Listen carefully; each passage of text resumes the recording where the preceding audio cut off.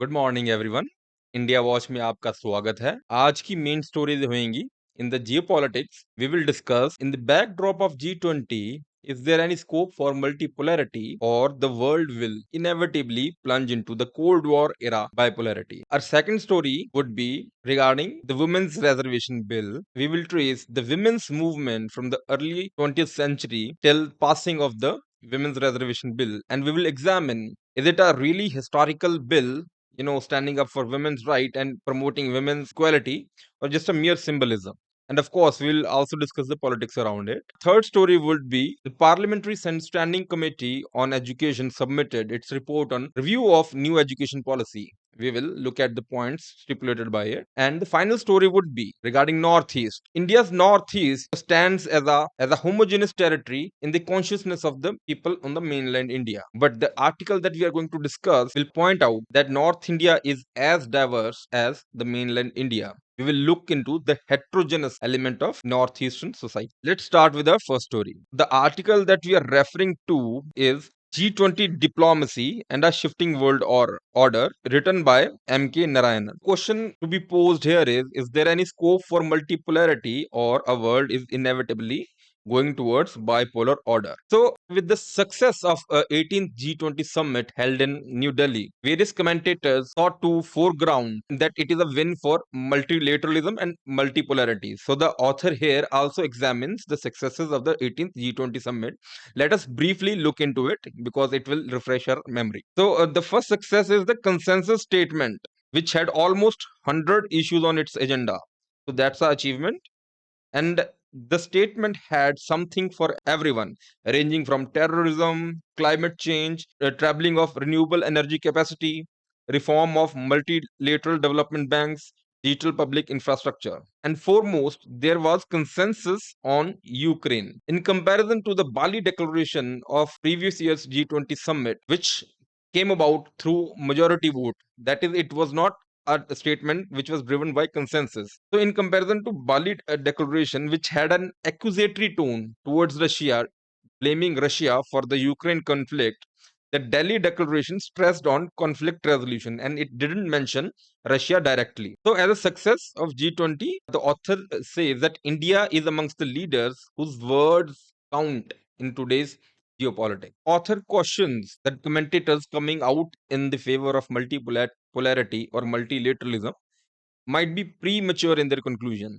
It is examining what is the Chinese perception regarding G20. The Chinese president didn't participate in the G20 summit on the pretext that G20 is a forum for economic cooperation and not a platform for resolving geopolitical and security issues. We will see going forward that how mixing geoeconomics and geopolitics can be problematic, and also why geopolitics is necessary for taking geoeconomics forward. So the problematic aspect is that China contends that G20 is being used by West to impose its worldview. So these both diagnoses are apne respect mein, these are right. The author is also forewarning India that okay, like other countries, for example US, can go for strategies of containing China. There can be many strategies and they can fail, उनको इतना effect नहीं पड़ेगा, but India and China are neighbors. So if any strategy of containing China in which India is onboarded fails, India will face real repercussion. He's saying that globally situation is fluid and China is a clear hegemon in Asia.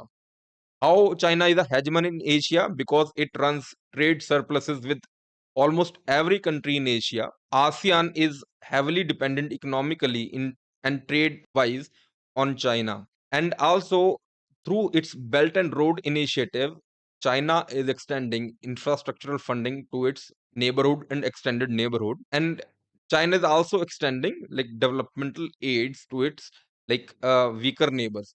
So China is clearly a hegemon. No country in its neighborhood or in Indo-Pacific will be able to clearly come out against China. So that's the stark reality. And also there are sore points for China against India, which are the West's acknowledgement of India's growing economic strength and India's membership of Quad, which China sees as a membership specifically formed to contain China. The author is talking about inevitable return of two blocks of the Cold War era, and its indications are the shifting of focus towards geopolitics in G20, which is resulting in subterranean conflicts between two power blocs led by China and Russia on one side and the West on one side, and they are trying to alter the balance of power. And there is a shift from the rule based order, though this rule based order is Western dominated or the Western worldview is imposed.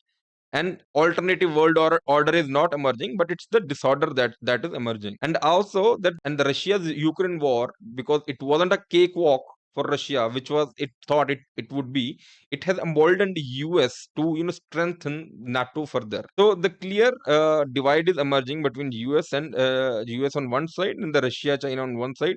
The US and European Union, it's like concomitant only. इसमें clarification देने की जरूरत नहीं पड़ती.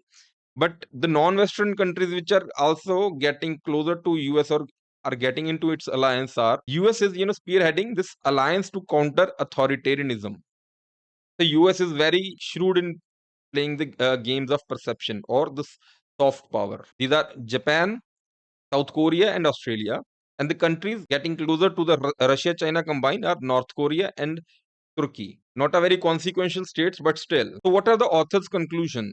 In author's analysis, author gives primacy to hard power over soft power.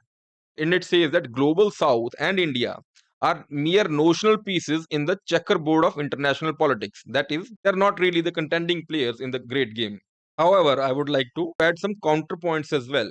So there is emerging need for to strengthen the voice of global South. और ये अभी initiative start भी हो गया है by the name of by the same name, Voice of Global South. See, if there is an emerging global disorder, every country would be affected, though some would be affected more than others. And the most affected parties would be global South, because people in global South are still emerging from poverty, they are still developing. Any disruption in the present world order or present rule based order would be very disruptive to the economies of global South, though it would be disruptive to everyone. Like Ukraine war is case in point. It has caused some disruptions regionally, but the repercussions has been felt worldwide in the terms of food prices, fuel prices, and fertilizer prices. So therefore, like some order is better than disorder, even if that rule-based order is Western worldview, because China saw its rise in the world order dominated by West. And the second issue which emerges is that is G20 really a forum propagating Western worldviews? It might be, but that is beginning to change, especially as we saw in this year's success of India's presidency in G20, in where it foregrounded the issues of global South. And India also instituted a review mechanism in November this year, ताकि जो भी चीजें statement में discuss हुई हैं, like to see if there is any progress. And the presidencies for the next 2 years is also with the countries of global South, like South Africa and Brazil. So global South or the voice of global South will have to seize the moment and steer the agenda towards its own concerns. And the third point is that clubbing geoeconomics with geopolitics will not be problematic if the issues of global South are gaining prominence in the geopolitical sphere. For example, what those issues are, like reforms of multilateral fora, like United Nations Security Council, reform of multilateral development banks, for that so that the global South can get their fair share of funding for infrastructure, the climate action, the climate justice, and the climate financing. And the fourth is that centrality of global South in the game of perception. See, like it's not that just the hard power wins. The Russia is very apt at using hard power, but it lacks in its soft power. That's why always Russia is always, sort of portrayed as a villain. And West, primarily US, is very, like apt at playing this game of perception. It is always seen as a benign power, as a, upholder of rights and upholder of, rule-based order. There is always win of smart power, which is combination of hard power and soft power over hard power. And here, global South will be central. The example is an G20 summit presided over by India. इसमें India championed the cause of global South. It foregrounded the issues of global south, and no country like dare to like break that consensus, because the global south consists of 125 countries, which represents majority of world population, and the economic center of gravity of the world is also shifting towards countries of global south. So China is like pointing out correctly that global order is dominated by Western worldview. China is totally right in pointing out, but the alternative that China is presenting is not something global order which is working for all. China is showing that it wants to replace West as a sole hegemon. It is also trying to impose its own worldview. तो यहाँ पर जो India का role है, that is becoming very central, because apart from US and China, like India is the only player which have a respectable global standing, military might, and economic strength. So the responsibility here squarely falls on the shoulders of India to propagate the voice of global south. Let's move to the our next story. That is, it is also an article from the Hindu. It's written by Mary E. John. The title, it's a long road to women's equality. So here the author is looking into the history of women's organization in India.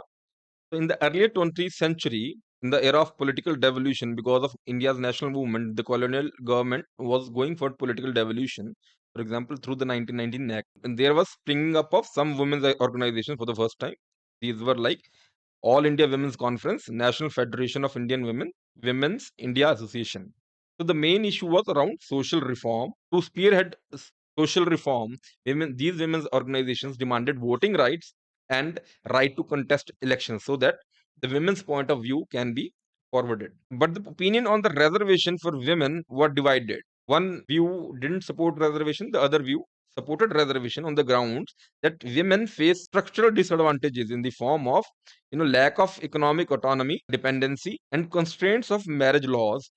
So reservations are necessary so that women's point of view is provided in the legislatures. Then in the late 1920s and the 1930s, the movements around rights of the depressed classes, Dravidian movements, and the fears of the Muslims turning into minority were coming into fore.